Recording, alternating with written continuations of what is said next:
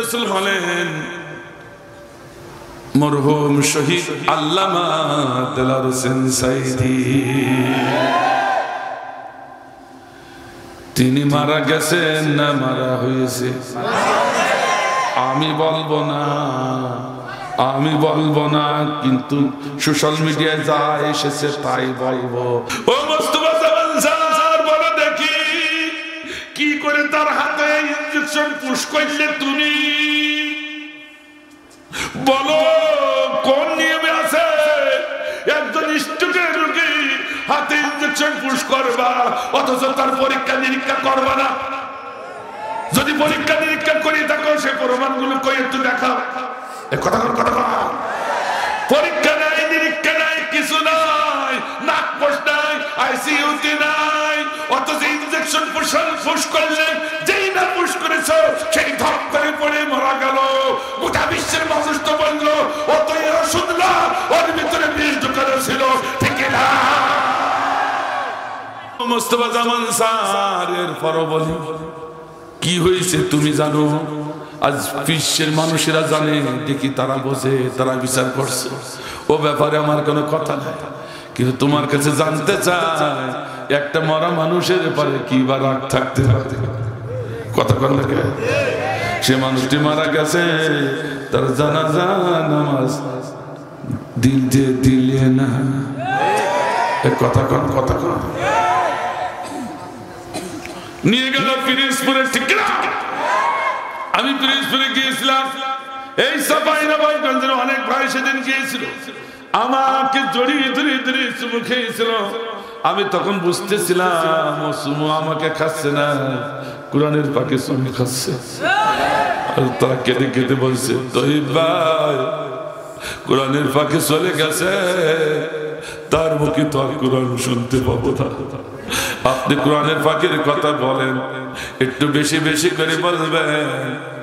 আল্লাহ যতদিন হায়াত রাখে আপনার মুহূর্তে কথাগুলো শুনতে পাবেন। আমার ভাইজান, আল্লাহ বলল ইন্নাকুম আকিদুনা কায়দা ওয়া আকিদু কায়দা ফামাহিলিল কাফিরিনা আমহিলহুম রুয়াইদা। আমি কাফেরদের সাইড দিতে ছেড়ে দিই না, ঠিক না? ওদের ছুতা ঢিল দিয়ে ওদের খেলাই মারে, ঠিক না? তোরা তো করে শুনলে না, আমার পবিত্র আমার বন্ধু মানুষটাকে এভাবে মেরে যখন খেলা করলি,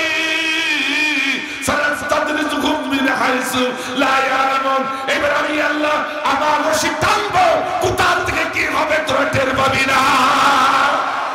130টি দেশে কত? 130টি দেশে 30 লক্ষ গায়েবানা জানাজা হয়েছে। আল্লাহু আকবার বললেন না? আল্লাহু আকবার বলেন। এটা আল্লাহর কসম দিয়ে বলছি, এটা কোনো মানুষের কাজ না, মানুষের দ্বারা সম্ভব না, সব আল্লাহ হ্যান্ডেলিং করেছে, ঠিক না? আল্লাহ বলছে এবার আমি রশি টানা শুরু হয়েছে।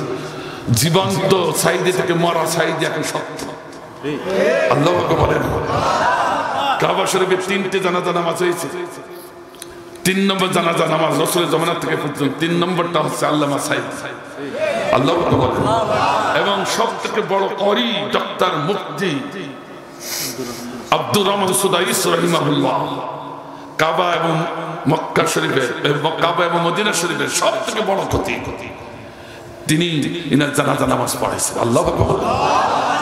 20 মিনিট ধরে দোয়া করেছেন। কত মিনিট? বলছে আমি যখন এখন বিচার করবেন আপনারা। আমি কিন্তু বলছি না তাকে মারা হয়েছে, আমি বলছি না, কিন্তু সোশ্যাল মিডিয়া যা এসেছে তাই বলবো, বিচার করবেন আপনারা। আমার দোষ দিন না কিন্তু, ঠিক আছে? শোনা লাগবে আজকে। কোনটা উঠতে থাকে দেখেন, ওইটাই নারী রাসূলের বিপক্ষে, অর্থাৎ রাসূলের বিপক্ষে, ওর মুখে আল্লাহর নবীর দুরূদ শোনা। ভাই আমার, পিনাকি ভট্টাচার্য একজন ডাক্তার, মোস্তফা জামান আরেকজন ডাক্তার। পিনাকি ভট্টাচার্য ডাক্তার মোস্তফা জামান ডাক্তারকে ডেকে বলছে, মোস্তফা জামান স্যার তুমি কি আমাকে একটু ব্যাখ্যা দিতে পারো কি কোন ডাক্তারের বিদ্যায় কোন পৃষ্ঠায় কোন অপশনে কত নম্বর বলো আমি তুমি পেয়েছো কি? একজন স্ট্রোকের রোগী স্ট্রোক করার পর জেলখানাতে বের করা হলো, হসপিটালে আনা হলো গাজীপুরে। অর্থাৎ কোরআনের ফাঁকিকে ঠিক কিনা ধরে বলেন? কোরআনের পাখি তিনি স্ট্রোক করেছেন, তাই তো তাকে জেলখানার থেকে বের করে স্ট্রোক করেছে, চিকিৎসা দিতে হবে, তাই গাজীপুর হসপিটালে আনা হলো। অথচ স্ট্রোকের রোগী কোরআনের পাখি যখন নিয়ে আসলো, ওই দিন তিনি নামাজের ইমামতি করেছেন, দুইজন পুলিশ তার পিছনে দাঁড়িয়ে দাঁড়িয়ে জামাতে নামাজ পড়েছে। আল্লাহু আকবার জোরে বললেন না?